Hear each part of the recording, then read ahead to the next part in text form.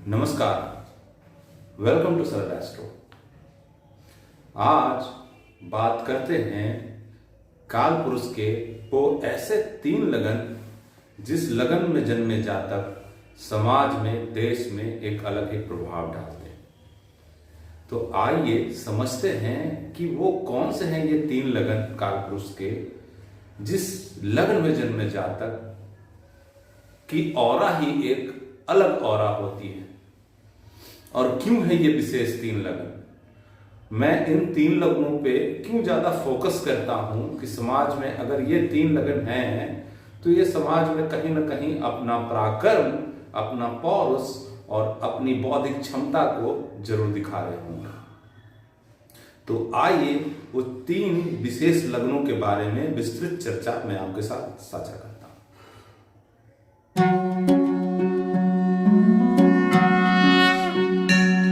आइए बात करते हैं वो कौन से हैं 3 प्रभावशाली लगन जो देश, दुनिया, काल और परिस्थिति पे एक अपना अमिट छाप देके जाते हैं। क्यों है विशेष ये लगन? सबसे पहले मैं आपको समझाता हूं कि लगन है क्या। लग्न जिसे विष्णु की संज्ञा भी प्राप्त है, इसे विष्णु भी कहते हैं। लग्न आपके शरीर, आपकी मानसिकता और आपके व्यक्तित्व के बारे में बताता है। जन्म कुंडली का वो भाग जो प्रथम भाग के नाम से जाना जाता है उसे लग्न कहते हैं। और इस लग्न से, जैसा कि मैंने पहले भी बताया, कि आपके स्वभाव का विचार किया जाता है, आपके व्यक्तित्व का विचार किया जाता है, साथ ही साथ आप इस सृष्टि में क्या करने आए हैं, क्या प्रयोजन है, ये आपका लग्न ही बताता है। क्योंकि शास्त्र कहता है, और मैंने बताया कि विष्णु की संज्ञा भी प्राप्त है इसे, इसलिए बोला जाता है तदेव लग्नम सुदिनम तदेव ताराबलम चंद्रम तदेव विद्याबलम देवबलम तदेव लक्ष्मीपतिम तेंगुमश्वरामी। मतलब आप ही लग्न है, आप ही तारा है, आप ही चंद्र है, आप ही नक्षत्र है, इसलिए लग्न को विष्णु की संज्ञा प्राप्त है। तो आइए समझते हैं कि वो कौन से हैं 3 लगन। सर्वप्रथम काल पुरुष का जो जाना जाता है, काल पुरुष में जो तीसरी राशि बनती है जिसे मिथुन राशि बोलते हैं, तो मिथुन राशि भी होती है और मिथुन लगन भी होता है।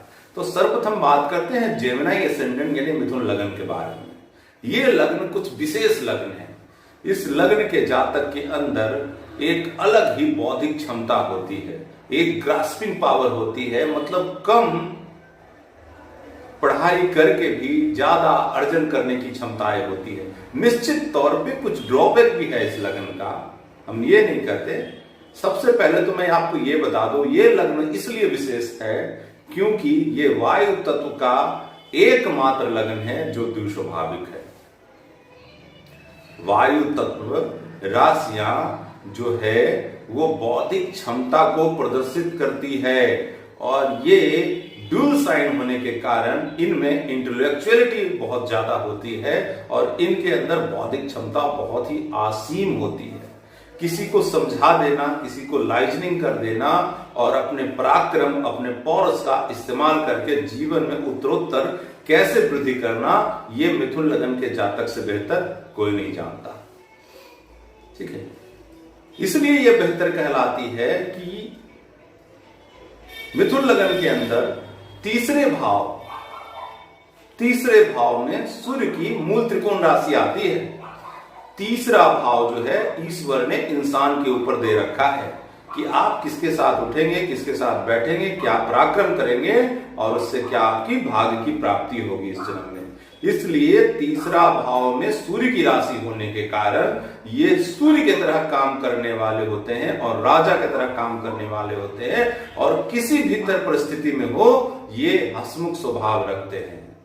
और ये आपको मिल जाएंगे कहीं भी अपने ही क्षमता से अपनी चीजों को बनाने वाले।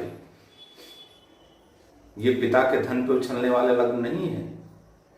ये लग्न जो है अपने भुजा से, अपने बाहुबल से अपने भाग्य का निर्माण करने वाला लगन है। इसलिए इस लगन के जातक में विशेष गुण प्राप्त किया होता है। इस लगन के बारे में जितना कहूँ उतना कहना क्या। इस लगन के बारे में एक स्पेशल वीडियो मैं बनाऊंगा, आप जरूर बने रहें मेरे चैनल पे, मैं जरूर बताऊंगा। दूसरा जो लग्न है मैं आपको बताना चाहता हूँ, कालपुरुष का जो दूसरा लग्न है जो मुझे अत्यंत प्रभावशाली करता है वो है तुला लग्न। शनि से प्रधान ये लग्न। शनि इस राशि में उच्च के होते हैं और शनि को कर्म कारक कहा गया है। आप करने क्या आए हैं? तुला, जैसा कि आप लोग जानते हैं, शुक्र की मूल त्रिकोण राशि है और शुक्र गुरुओं के गुरु हैं। शुक्र जो है वो गुरुओं के गुरु हैं और इनके भी तीसरे भाव में बृहस्पति की मूल त्रिकोण राशि आती है। तीसरा भाव इंटरेस्ट को दर्शाता है, तो ऐसे जातक का इंटरेस्ट उच्च शिक्षा की ओर होता है, धार्मिक उन्नति की ओर होता है, पढ़ाई की ओर होता है, क्योंकि वहां पे धनु राशि आ गई ना। तीसरे भाव में धनु राशि के आना यानी एफर्ट्स बहुत अच्छा होगा इनका और एफर्ट्स काम आएंगे जीवन में। तुला कालपुरुष का 7वीं राशि है, ठीक है, और ये चतुर्थ से चतुर्थ होने के कारण ये परम सुखमय राशि कहलाती है। चतुर्थ भाव जहां सुख का विचार किया जाता है और चतुर्थ से चतुर्थ अत्यंत सुख का विचार किया जाता है, जिसे परम सुख भी कह सकते हैं। इंसान को परम सुख कहां मिलता है? तुला में ही तो मिलता है। आपकी जीवन में अगर अच्छी भार्या प्राप्ति हो गई तो आपके लिए तो वही सुख है, परम सुख है। कहा जाता है ना कि दाम्पत्यम अनुकूलम च किम स्वर्गस्य प्रयोजनम और दाम्पत्यम प्रतिकूलम च नरकम गृहतमेव च। मतलब अगर दाम्पत्य आपका अनुकूल है तो स्वर्ग का कोई प्रयोजन नहीं, और दाम्पत्य अगर आपका प्रतिकूल है तो यह जीवन ही नरक है। इसलिए तुला लग्न वाले जातक को 90% केसेस में आप देखिएगा, तुला लग्न वाले जातक जो है वो प्रेम विवाह करते हैं और इनको गाहे बगाहे प्रेम हो ही जाता है। और इनकी पत्नी 90% केसों में देखिएगा कि इनकी पत्नी करियर ओरिएंटेड होती है। खुद भी काम कर रहे हैं, पत्नी भी काम कर रही है, पत्नी की भी सहभागिता है। बहुत सारे तुला लग्न वाले जातक आपको मिल जाएंगे जिनकी पत्नी जो है वो कहीं राजनीति में है अपने पति के वजह से, ठीक है। तो इस तरह से आप देखने को मिलेगा। ये लगन बहुत विशेष है, बहुत ही असीम लगन है, बहुत इंटेलेक्चुअल, बहुत ज्ञानी होते हैं ऐसे लोग तुला लगन वाले जातक। देखिए वायु तत्वीय लगन जो है ना, उनके पास एक अलग बौद्धिक क्षमता होती है। एक्चुअली में वो बौद्धिक क्षमता के लिए ही जानी जाती है। और तीसरा लगन जो मुझे सबसे ज्यादा प्रभावित करता है वो है कुंभ लगन। इस लगन में जातक को जन्म होना ही बहुत बड़ा भाग्य है। इस लगन में अगर आपका जन्म हो गया तो समझिए आप अत्यंत भाग्यशाली हैं। इस लगन के जातक को मैंने संघर्ष करते तो देखा है, पर उस संघर्ष का परिणाम न मिले ऐसा नहीं देखा। कुंभ लगन का कहना है क्या? शनि की मूल त्रिकोण राशि, शनि की मूल त्रिकोण राशि राहु इसके कोलॉर्ड बनते हैं। अब शनि और राहु का कॉम्बिनेशन लेके तो आप लग्न में ही आए हैं, तो जीवन से ही आप डिजायर, आप कुछ ना कुछ पाने की क्षमता रखते हैं और ये पाते भी हैं। यहाँ पे इनके तीसरी राशि में पड़ जाती है मंगल की मूल त्रिकोण राशि, जहां पे सूर्य उच्च के होते हैं, ठीक है। तो मैंने ऐसे ही नहीं कहा कि इन 3 लग्नों के जातक बहुत ज्यादा प्रभावशाली और विशेष होते हैं। आप अपने अनुभव में भी प्राप्त कर सकते हैं। अगर आप ज्योतिष में रुचि रखते हैं तो आप देखें कि मिथुन लगन के जातक हो या तुला लगन के जातक हो या कुंभ लगन के जातक हो, ये समाज में कुछ हटके करेंगे। खास करके कुंभ लगन बहुत ज्यादा प्रभावित करता है मुझे। कुंभ लगन के जातक एक अलग ही उनके अंदर इंट्यूशन, एक अंदर अलग ही उनके सामने कर गुजरने की क्षमता होती है, ठीक है। हाँ, निश्चित तौर पे वो अपनी बातों को छुपा के रखते हैं और होना भी यही चाहिए। अगर आपको कोई प्लान एग्जीक्यूट करना है तो आपको अपनी बातों को छुपा के ही रखना होगा, तभी जाके उस प्लान पे आप इंप्लीमेंट कर पाएंगे, ठीक है। तो सारे ही तीनों लग्नों में जो बहुत सारी खूबियां तो है ही, साथ ही साथ ड्रॉबैक भी है, ठीक है। तो तो मैं उस ड्रॉबैक पे पीछे नहीं जाना चाह रहा हूं, मैं जो खूबियां है वो बताना चाह रहा हूं। ठीक है, तो अगर आप मिथुन लगन के हैं, अगर आप तुला लगन के हैं और अगर आप कुंभ लगन के हैं, तो निश्चित तौर पे आप समाज में कुछ न कुछ ऐसा कार्य करेंगे जिसमें समाज, देश, दुनिया, परिस्थिति में एक अलग ही प्रभाव होगा।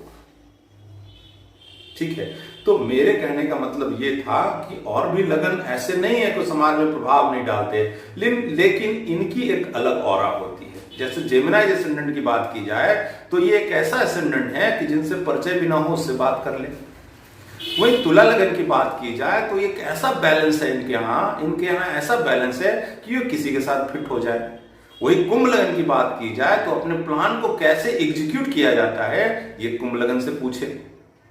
अब जेमिनी बनाएंगे तो दोनों त्रिकोण में तुला और कुंभ चला जाएगा, तुला बनाएंगे तो दोनों त्रिकोण में मिथुन, जेमिनी और कुंभ चला जाएगा। ठीक है, इसी तरह कुंभ बनाएंगे तो दोनों त्रिकोण में मिथुन और तुला चला जाएगा। तो इसलिए इस तीनों लग्नों को मैंने लिया है।